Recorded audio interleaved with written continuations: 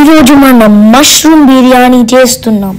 Okay, first అయితే నేను ఇక్కడ ఫ్రైడ్ ఆనియన్ చేసుకుంటున్నాను. ఈ ఫ్రైడ్ ఆనియన్ ఇలా కొంచెం రెడ్డిష్గా అవ్వగానే తీసేయాలి, లేకపోతే మళ్ళీ అన్నీ బ్లాక్ అయిపోతాయి. తర్వాత ఇక్కడ నేను ఒక 300 గ్రామ్స్ మష్రూమ్స్ తీసుకున్నాను. దీన్ని ఫస్ట్ మ్యారినేట్ చేసుకుందాము. దీంట్లోకి ఫస్ట్ ఒక కప్పు పెరుగు, ఒక హాఫ్ టీ స్పూన్ పసుపు, 1 టేబుల్ స్పూన్ అల్లం వెల్లిపాయ పేస్ట్, 1 టీ స్పూన్ కారం, 1 టీ స్పూన్ ధనియాల పొడి, 1 టీ స్పూన్ ఉప్పు, 1 టేబుల్ స్పూన్ బిర్యానీ మసాలా. తర్వాత కొద్దిగా మనం ఫ్రైడ్ ఆనియన్ చేసుకున్నాం కదా, దాంట్లో నుంచి కొద్దిగా ఫ్రైడ్ ఆనియన్ వేసుకొని నిమ్మకాయ రసం ఒక హాఫ్ చెక్క పిండుకోవాలి. తర్వాత కొంచెం పుదీనా, కొంచెం కొత్తిమీర వేసుకొని ఈ మసాలాలన్నీ బాగా కలిసేలాగా కలుపుకోవాలి.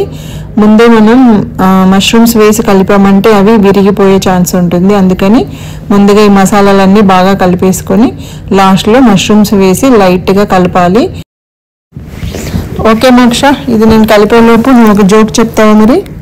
Okay, so there was one American person and there was 2 Chinese people.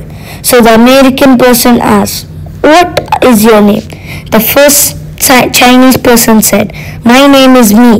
So he goes to the other Chinese person and says, "What is your name?" So the other Chinese person said, "My name is you." So the American person asked both Chinese person, "What are your names?" So the first Chinese person said, "My name is me and his name is you." Nice joke మోక్ష. ఇక్కడ నేను ఒక 3 cups of rice ముందుగానే 1 గంట ముందుగా నానబెట్టుకున్నాను. మళ్ళీ ఇక్కడ నేను ప్యారలల్గా 2 చేస్తున్నాను. ఒక దాంట్లో రైస్ ఉడకబెట్టుకోవడానికి వాటర్ పెట్టుకున్నాను, ఇంకొక సైడ్ కర్రీ వండుకోవడానికి కడాయి పెట్టుకున్నాను.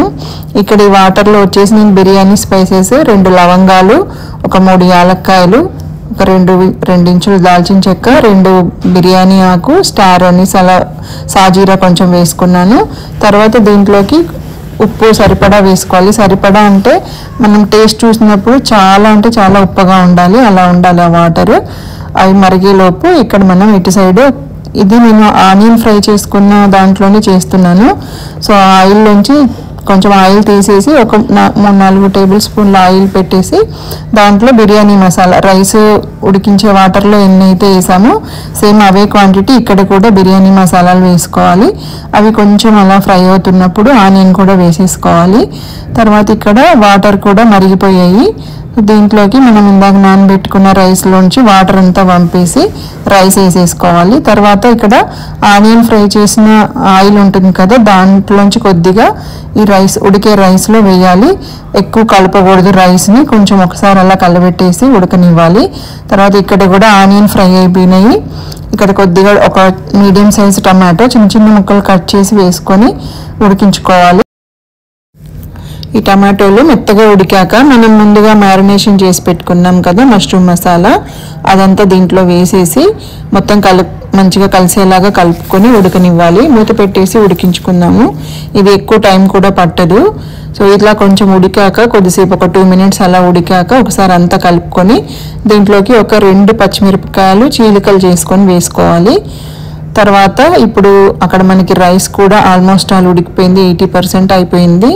ఇప్పుడు దీన్ని ఒక చిల్లుల గంటతో కానీ లేకపోతే ఇట్లా వడగట్టేది ఏదైనా ఉంటే దాంతో తీసుకుంటూ వాటర్ అంతా డ్రైన్ అయిపోయేలాగా చేసి తర్వాత కర్రీ పైన వేసుకోవాలి. ఇక నేను 2 లేయర్స్గా వేసుకున్నాను రైస్ని. ఒక లేయర్ వేసాక మధ్యలో ఫ్రైడ్ ఆనియన్ కొద్దిగా, పుదీనా, కొత్తిమీర, తర్వాత కొంచెం సాఫ్రాన్ వాటరు, అంటే మనకి ముందుగానే కొంచెం గోరువెచ్చటి నీళ్ళల్లో కుంకుమ పువ్వు వేసి నానబెట్టుకొని ఉంటే మంచి కలర్ వస్తుంది మనకి. ఆ సాఫ్రాన్ వాటర్ని రైస్ పైన వేసుకోవాలి.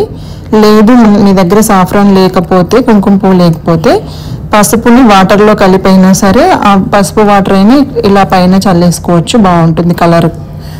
రైస్ కావాలి అనుకుంటే, లేదు అంటే ఫుడ్ కలర్ యూస్ చేసే వాళ్ళైతే ఫుడ్ కలర్ కూడా యూస్ చేసుకోవచ్చు. ఇక్కడైతే నేను మిగతా రైస్ని కూడా ఇంకొక లేయర్గా వేసాను. ఈ రైస్ పైన మనకి మిగతా సాఫ్రాన్ వాటర్ ఉంది కదా, అది కూడా వేసేసుకోవాలి మొత్తం. తర్వాత కొంచెం ఫ్రైడ్ ఆనియన్, కొంచెం పుదీనా, కొంచెం కొత్తిమీర వేసుకోవాలి.